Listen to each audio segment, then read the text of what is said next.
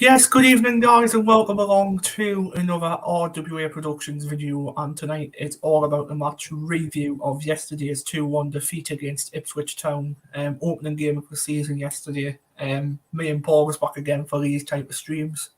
So welcome back to the channel again, Paul, for another season. We're back. Welcome back, Paul. So yesterday's 2-1 defeat against Ipswich Town. Obviously our ex-player scored. Nathan Broadhead. How many ex-players are going to score past us? Obviously he scored for us against Wigan as well when he was at Wigan. I thought yesterday Nathan Broadhead looked bright. I thought he looked a bright spark yesterday, to be honest. Nathan Broadhead, he had a couple of chances in the box to even make them 2 and 3-0 up. He looked really, really like a lightning spark, to be honest. And when Broadhead put that away, I'm actually happy for him because you know why? He didn't celebrate. He didn't celebrate in front of our fans whatsoever. The thing is on that, I was looking at the Mad Mistakes vlog. That actually at first looked like an 09 zone goal before Broadhead actually took it. Right. Okay, so don't know who but scored. It was given to Broadhead, though. Right, was given to Brody, okay. Was given to Brody. So Brody scored in the 45th plus 1 added time in the minute, I think it was. Because it was 2 minutes added on, he scored in the minute of obviously the half before it ended. So obviously I think it was the ball clipped over. I think it was George Hurst who crossed it in the box. Had a few tippy-tappy passes and he kicked it in. Made it 1-0 to obviously Ipswich Town. Obviously second half came out. Look, bright and spark again on the counter-attack Ipswich Town. I think Ipswich Town's going to be the one to watch out for this season, to be honest, because obviously they've just got promoted from League One, but you've got to look at it as well. You've got to look at it in the bigger picture as well. I think this team's going to go on and win I think this team's going to actually get in the playoffs again next season. I'm not going to lie. What I've seen of Ipswich Town yesterday, I think they're going to be a playoff team, to be honest. I wouldn't see them in the bottom. 100%, I wouldn't say them in the bottom because they're not good. I don't think League One's not their level. I think either Championship their level or Premiership higher quality their level because we've got some good, talented players in there. Obviously, what I've mentioned, Nathan Broadhead. We've got George Hurst in there, Connor Chaplin. We've got a few good players in there who can actually score goals. Obviously, they've got more of an experienced squad. To be honest, we've got more of an experienced squad to us.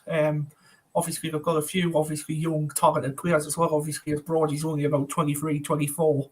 But you've got Connor Chapman in there, who's like 29, 30, 31 now coming on. And you've got like the likes of George Hurst. I think he's about 25, 26, George Hurst. So that's really, for me, that's still classed as an experienced player because he's had experience in the Championship before for other teams. He's had I think he's had an experience for Derby County. I think he used to play for Derby, George Hurst. I think he did. I think it was 20 to 21 season. I think he played for Derby. Don't get me wrong on that. George Hurst did play for Ipswich Town, obviously, last season. He played for them as well. He used to play for Leicester City. He used to play for Sheffield Wednesday. Rotherham United, Portsmouth, Blackburn Rovers. So he's had a lot of Championship experience under his belt. To be honest, he's had a lot of Championship experience under his belt for different teams. So, looking at that second goal, I think it was Broadhead who actually assisted him as well to score that second goal. Because that second goal to me actually looked like it was offside. But it wasn't, to be honest. I looked at it back and I thought it was offside at first. But when I looked at it back, our player was all the way back, so I think it was Dan Ballard who was in the way of the goal. So was 2-0, obviously they scored. And got a couple of comments in the live chat. All right, Acacia, how you doing? All right, Paul, how you doing? How you doing? Hi, Acacia. And obviously, few subs make a game change. I think Pritchard actually made a game change quite a lot, to be honest, when he came on. Yeah, I think he changed it. Obviously, Bellingham came off. I think Job had a brilliant half an hour as well. I think Job, as well. I've just messaged you at the same time, Paul. So, Obviously, I think Job actually had a good half an hour under his belt as well, but I don't think he deserved to go off, to be honest. I thought he played quite well, to be fair. Ekwar's just another talent. He's a great player, Perry Ekwar. He holds the ball up very well in the centre of midfield. Same with Dan Neil as well. What I've seen of him yesterday, he absolutely looked brilliant going forward. Seen a few shots from obviously Jack Clark yesterday. Quite a few good shots as well from him. Obviously cutting into the box. And I think he had a few as well what he missed as well. But what I think with Jack Clark, he needs to stop and he needs to try and cut in more. Instead of like running down the wing with the ball, he needs to try and cut. He needs to try and cut across and try and like stop that, because obviously if you get the big 6 foot tall defender in your way, it was good to see you and Bowers and Joe Paul missed you out yesterday. Jamsoni was at the game yesterday. Oh, was he? Yeah, he was. So obviously, when you've got like Jack Clark running down the wing, Paul, and obviously if you've got like an Ipswich defender who's like 6'2", 6'3", obviously he's going to stop Jack Clark. So what Jack Clark's tactic I would do, I would literally try and cut into the box and try and get past him, because you're always going to have defenders coming at you and blocking you each time. Because what they try and do is to try and park the bus and trying to block the shots from coming in the box. I've seen a few block shots yesterday, to be honest. Patrick Roberts as well. Yesterday, I wasn't very happy with him yesterday, to be honest. He just didn't look good. I don't know if you agree, Paul, but I think Patrick Roberts looked off yesterday, to be honest. I thought he looked alright, actually. It must have just been me. I actually thought he looked alright, but to be honest, I actually was a bit disappointed with Mowbray. Yeah. It was when he took Semedo off. I don't know why he took him off. When he brought Hamar off, I don't know what the hell he was doing there. And he put Jack Clark up front. And nearly half the game, Ballard was up front as well. I noticed. Ballard was up front? Yeah, half of the game, Ballard went up front. Bloody hell. This is the problem. Speakman, what are you doing? What are you doing with yourself? You need to try and get another experienced striker into this club. We can't keep going for young talent constantly, because if we keep going for young talent, there's literally nothing we can prove in this squad. Like, I'm not going to lie, I'm not going to call the lads or anything, because I'm not like that. But at the end of the day, you need some experience in that squad as well. You've got to like have a lot of experienced players in that squad as well. Like the likes of new player on the chat called McKenna Kristen. She says hi, hello McKenna, how you doing? All right. So a lot of experience. Do you actually think? Because I was even thinking last night. Do you not think if Chris Rigg came on, do you not think that would have possibly changed it, Brad? Well, someone said yesterday, I think it was on Sean's video, I think it was the very, very last one, he turned around and says if we brought Chrissy Rigg on, he says he would have changed the game quite a lot, to be honest, because he says he was one of my mates from school. So he says he would get the ball in the box, he would score, obviously hold the ball up. He does a lot of things like that. And obviously, he does a lot of things like that. And obviously, what I think as well, when Trey Hume, I think he brought, who did he bring down? I can't remember who he brought down, but he brought a player down, an Ipswich Town player. He brought it down. And obviously, he got a second Jared Buchan. But, to be honest, everyone can agree, everyone can disagree. But from my angle where I saw it, because I could literally see it from the right-hand side, because you know how I sit, Paul, in the middle? I can actually see what's going on. I didn't even think that was a second yellow whatsoever. I think it was the referee being a bit tough on him, to be honest. Yeah, that's what Tony Mowbray thought, actually, because I was listening to his post-match. He actually thought that wasn't a second yellow card for him. And the bloody time wasting as well. Oh, bloody time wasting. The rules have been brought in by the officials, AFL, right? Not to time waste. What did Ipswich do yesterday? The time wasted. Bloody time wasted. Bloody hell. So yes, bloody time wasted indeed yesterday. But yeah, so let's get this straight again. So obviously you had Patterson in goal. You had obviously Ballard and 09 as the centre backs. You obviously had Sirkin at left back and Trey Hume at right back. Then you've had the likes of centre midfield. You obviously had Dan Neil and obviously Perry Ekwar. Then you had on the wings, you had Patrick Roberts and obviously Jack Clark. Then obviously up front you had Semedo, and obviously you had Jude Bellingham as the 10. Bellingham was just behind him. Yeah, obviously Bellingham was the 10 just behind the striker. So, which, if you under Mowbray said that, fair enough, Mowbray said Bellingham actually won't be playing that role all the time.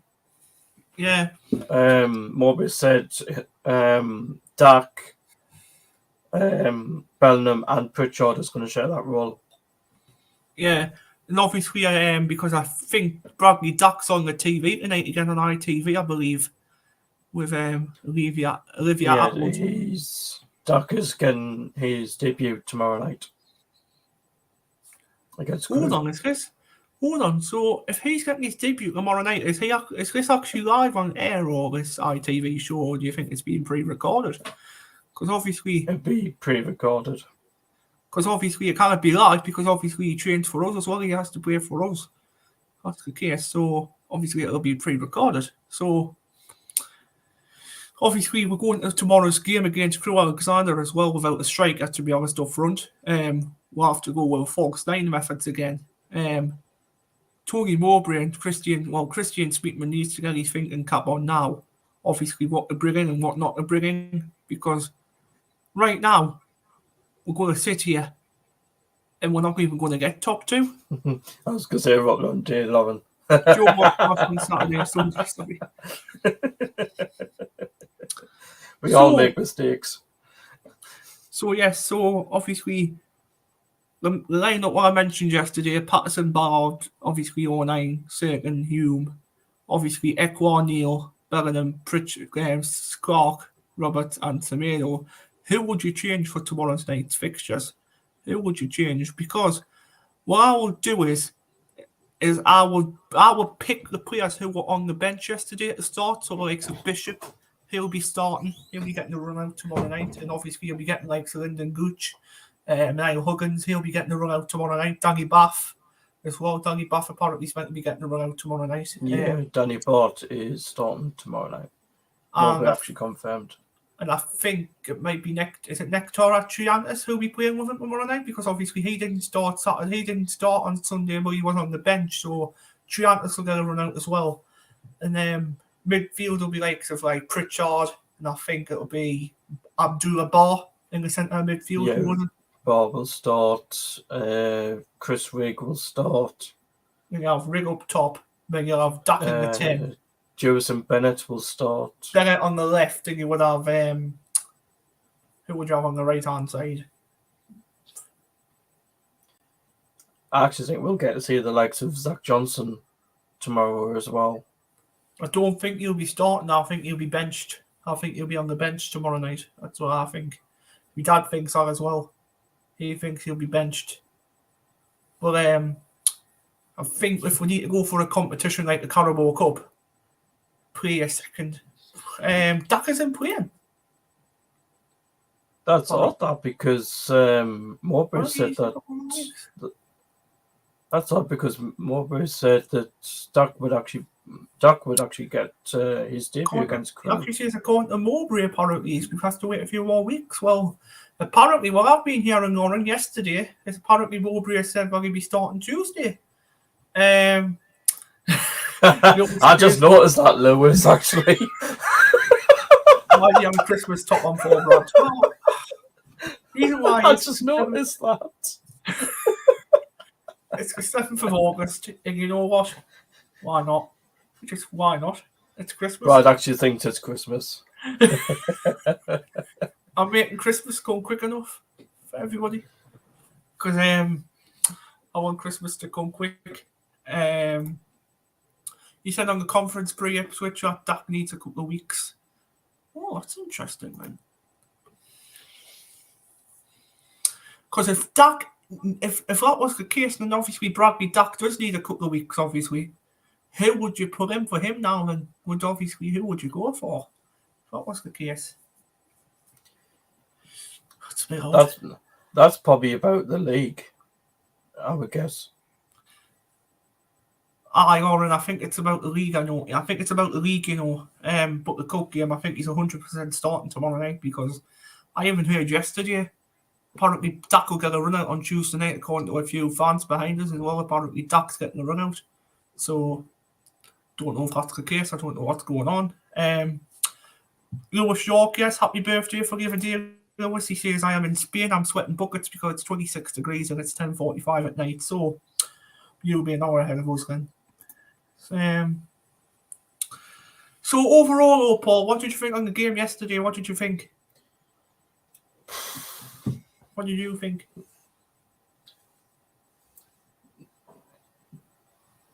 Like I said before we came on, I actually was a bit disappointed. Right. Yesterday to actually lose our first game of the season. Mm-hmm.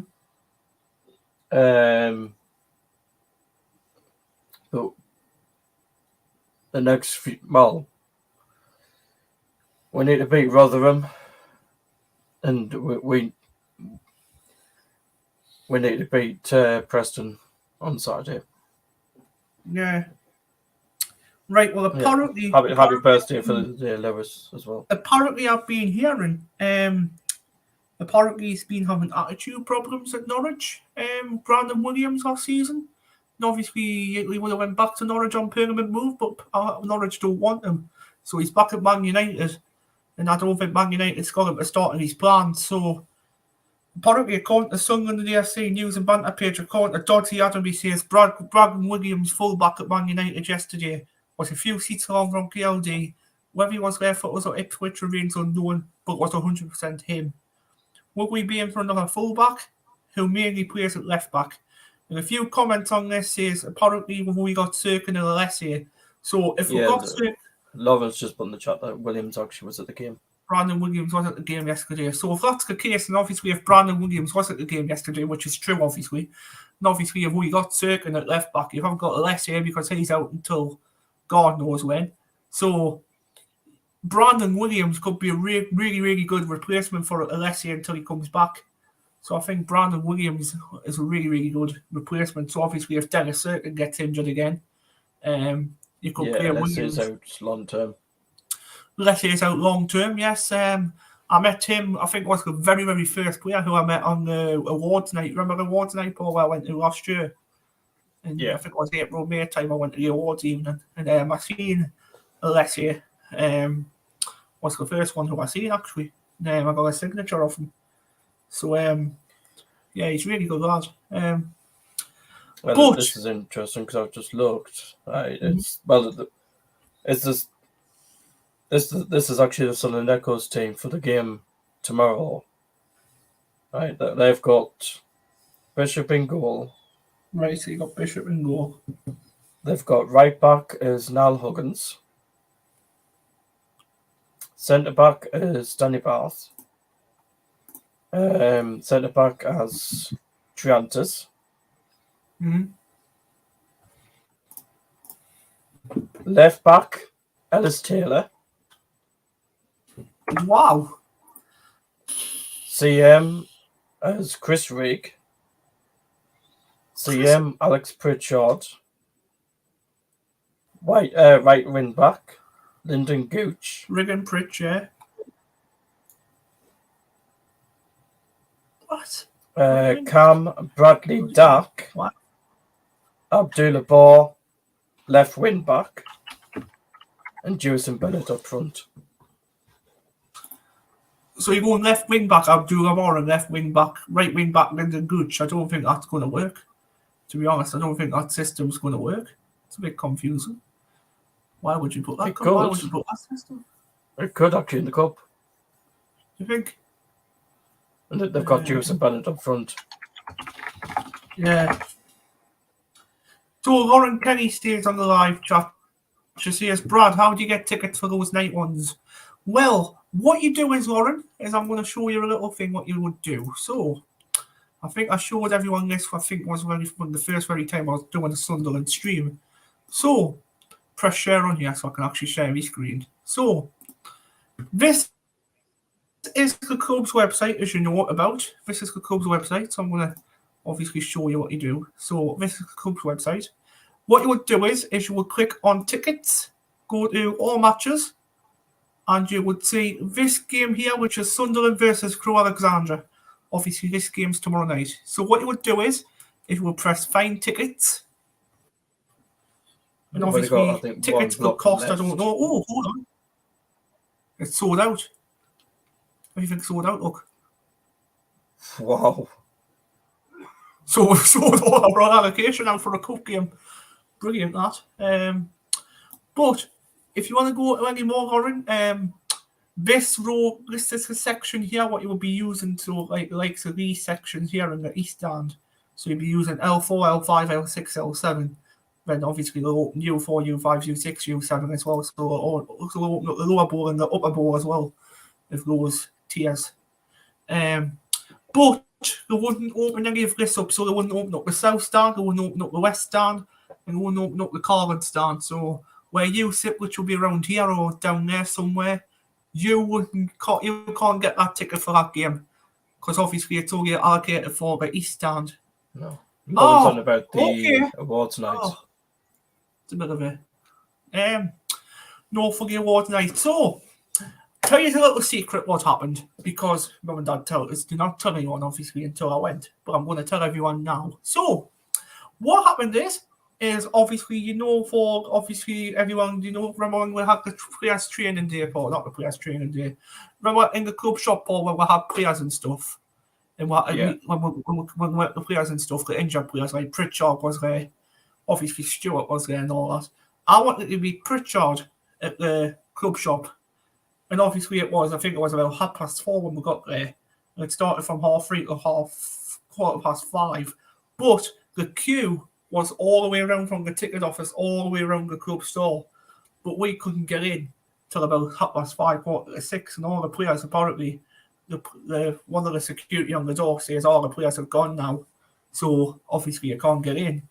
And I was a bit upset because obviously I was autistic and stuff. I was a bit upset through the issues. So I emailed Chris Waters. I was like, this is a down disgrace by the club, to be honest, because I was there 5:15. It was still, it was about 5:15, not 5:30 either way. So it was like 5:15, finished at 5:30, but the players were gone.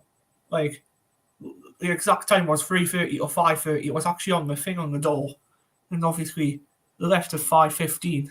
So we would have left about 5 o'clock. So I was like, you having me on here? So I emailed Chris Waters. I was like, Chris, I says, unfortunately, I didn't get to meet the players who I wanted to meet.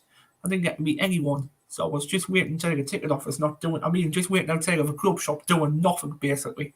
So I emailed them saying I didn't meet any of the players during to them leaving at 5 o'clock, and it's had on the wall that I was staying till 5:30. And I says, would there be any chance that me and Pritchard could actually meet sometime? Regards, Bradley. So I emailed them. Then closed the queue off after so long, didn't we? Yes, they closed the queue off. Yeah, they closed the queue off.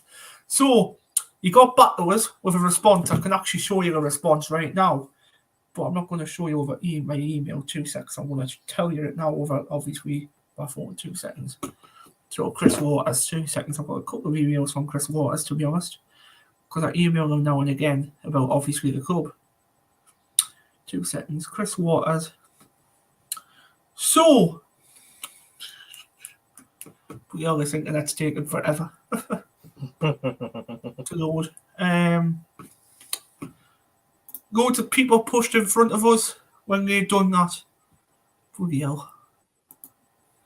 So, what I think the club needs to do is I think they need to be more, they need to be more kind of thingy on the times, because obviously when you have something like 3:30 or 5:30, you're not going to have 3:30 or 5 o'clock, are you? It's like 3:30 until the exact time the event finishes.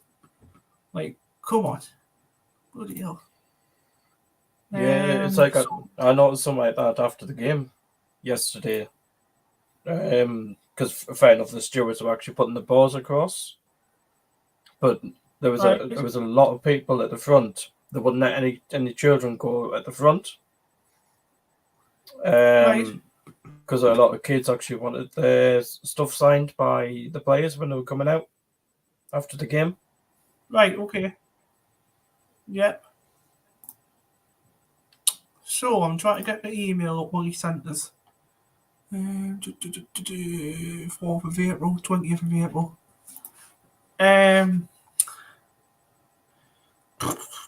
Really, awards, 2 seconds. I'm trying to get the email up.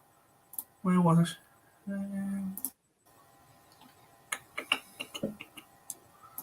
Second session, so hold on. Yes, there it is. So, I said, I'm going to get it up on my little thing, 2 seconds. I won't be going to another signing event in the club shop shit show. Exactly. Totally shit. Crap. So, I'm going to get my email up on here what I sent. So, we've also went. There's always making people slide into the car park after the game. I see loads of people sharing photos. Makes me wonder how they've done that, how they get down there. Exactly. So, what I've put was to Chris Waters, as you can see, 2 seconds. That's a bit like too much of a thing to do. Like 2 seconds. So this was the email. I was like, "Hi Chris, I am absolutely furious the way the club has done this. I have a disability, as you know, and there was a big, massive queue all the way around the stadium. This has put me off coming back to the stadium for things like that, and also disability should be priority. I have been upset because I couldn't go in. Never mind upset, I was broken-hearted. Yes, I was absolutely broken-hearted that evening. I hope something can get sorted. It's Alex Pritchard. It's my favourite player, and I wanted to see him. Thanks, Bradley." So, Chris Waters replied back. He says, "Thank you for your email. I am so sorry to hear your experience yesterday. We are collaborating all feedback to make improvements for future events like this in the future. The demand did not expect our expectations. The players were originally due to finish at 3:30 p.m, apparently, but it meant to start at 3:30 p.m, which we should have publicised in the article. The players stayed until 5:15 and made to see as many supporters as possible. We appreciate your support, and I will offer you an opportunity to attend the Player of the Year event in April. You will get an opportunity to meet Alex at this event. Please let me know if this is your interest. Best regards, Chris." So, I replied back to him, I think it was, where was it? I says, "Hiya, Chris." I says, "I've heard the Player of the Year awards is on Wednesday, the 26th of April. Is this correct? How do I get them for free? What you've offered me? Is this a ticket system or something for this game? Regards, Bradley." So, he come back. He says, "Hi, Bradley. I will get you 3 tickets arranged. I will confirm the arrival for the week of the event for you. Best regards, Chris." So, what happened was, as I went in to the stage below, obviously not inside the turnstiles or anywhere like that. I went into the main reception, where obviously all the players walk into. I walked into the main reception, and obviously I got greeted by a lot of fans. To be honest, I got greeted. Well, I turned around and I was seeing tons and tons of players walking in. I seen Corey Evans walking in. I saw Lyndon Gooch walking in. I saw Alessia walking in, and I stopped. Alessia stopped and he actually signed my autograph. Bless him. Really good player. Alessia is actually to do that. But went upstairs. I seen obviously Joanne Youngson and Nick Barnes started inside as well. Obviously Nick Barnes' wife, if anyone hasn't heard of that. Joanne I saw Youngson. her yesterday. She was talking to us yesterday. Yeah, she was doing a digital ticketing thing, wasn't she? She was sorting it all out. So I went upstairs and I seen obviously Nick Barnes and Joanne Youngson. And I went in and this woman was like, 3 tickets for Bradley Young. And she was like, "Who's Bradley Young? I don't know who you're on about." What's Bradley Young? This is another thing I was thinking as well, because they didn't know I was coming. So they turned around and I was like, "Oh, I've got to contact Chris Waters." So contacted Chris Waters, and obviously he came across. He was like, "Oh, 3 tickets for Bradley Young." He was like, "Yeah, come this way." So there wasn't no set tables, mate. I tell you that. There was no set tables, which was absolutely a disgrace. What there was chairs, right? Listen to this, Paul. There was chairs row by row where you've got to sit. There was no tables, like you know how there's tables and chairs where you sit around. Yeah. No tables and chairs. There was chairs row by row, and you've got to sit on the chair. And obviously, I sat there, and obviously all the players were on one side. The females were on, like the women's team was on one side, and the male one on the other. Obviously, like Pritchard and all them lot. So the likes of Danny Bath came up, Ahmad came up, Clark came up, and they all won awards basically. And after their awards, we get to meet the players. We got to meet the players. So there was likes of what do you call it? The likes of obviously Dan Ballard I spoke to Letty. I spoke to Pritchard, which I was very happy with. My mum turned around and said to him, he turned around and says to me, "Mum, you see you haven't took the photo?" She was like, "I have took the photo, Alex." I was like, she says, I have. She showed him, he was like, "Oh, okay." And I seen Jack Clark, I seen Patrick Roberts there, I seen a few players there. Have a nice photo of Roberts when I was there as well. Jack Clark as well, a few players. But yes, to be honest, the experience of the Player of the Awards tonight was actually quite good, to be honest. Not going to lie, was really, really a good session, not going to lie, but I think the club should have offered food and drinks as well, because do you know what, boy, you had to pay for your own drinks, you know. It's saying in session, this Player of the Year award, I thought would have included drinks and food for you on that night. And I was like, oh, he stayed for an hour or something. And I was like, the event's over. I was like, bloody hell, an hour. And but it was still good. I'm not going to lie, it was still really, really good. Sure, you have to sign them for us and say as a case for Brandon Williams while he was at the game. Already Bates with a few lads from the squad, because I think he was watching Johnny's brother Corey, obviously. But if that was the case, Corey Evans, obviously, he wasn't playing anyway. So why would you be watching him?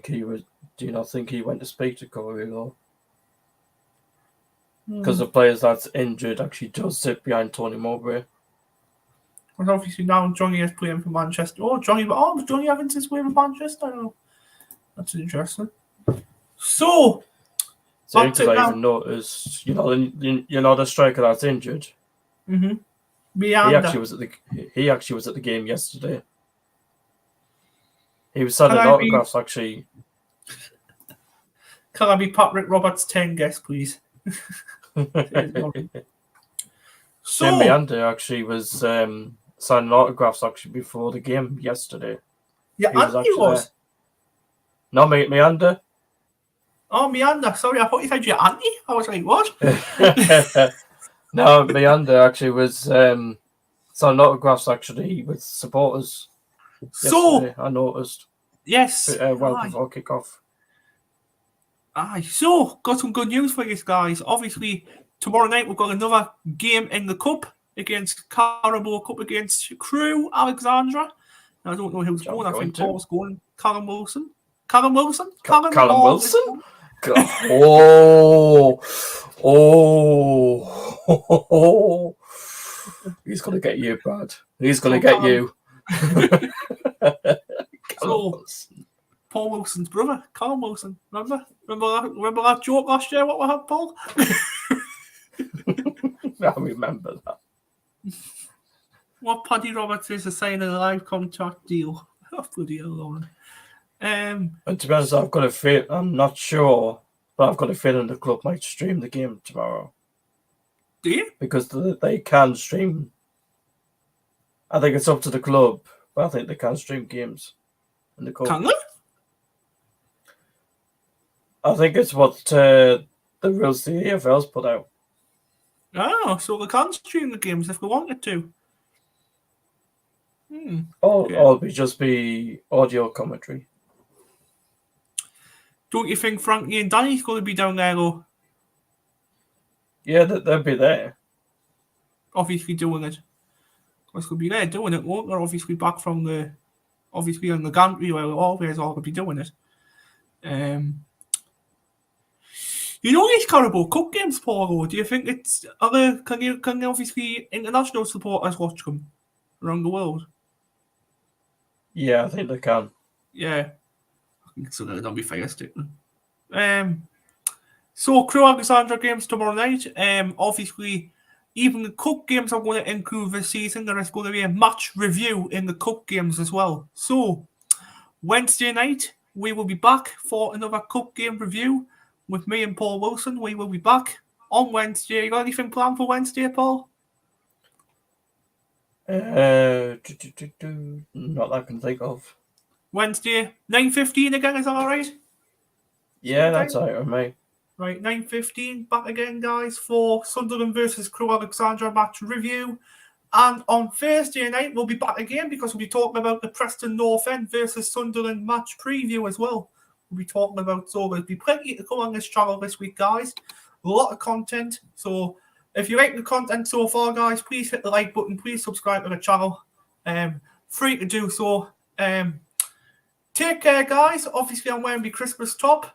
That means it's going to be lucky. And I hope Sunderland get the 3 points. No, Sunderland get the 3 points tomorrow.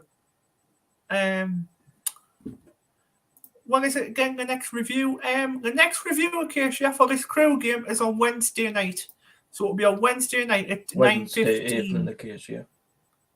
Wednesday evening at 9:15 p.m. So if anyone wants to come along, you're more than welcome to Acacia on Wednesday. If obviously you're not watching the show, be more than welcome. I have more guests on as well, like Jack Lincoln will be coming back into the fold of the squad as well. So yes, take care, everybody, and we'll see you again on Wednesday evening. And come on, the lads, tomorrow. I hope we'll have a good cup run this season. Get into the semi-finals. Fingers crossed. I'm joking. I'll be cheering them on while I'm actually in that ground. Yes. Come on, Paul. Cheer the lads on. Take care, everyone, from me and Paul Wilson. Gotta go off now. Take care. God goes with you, and we'll see you again soon. Goodbye for now. See you later.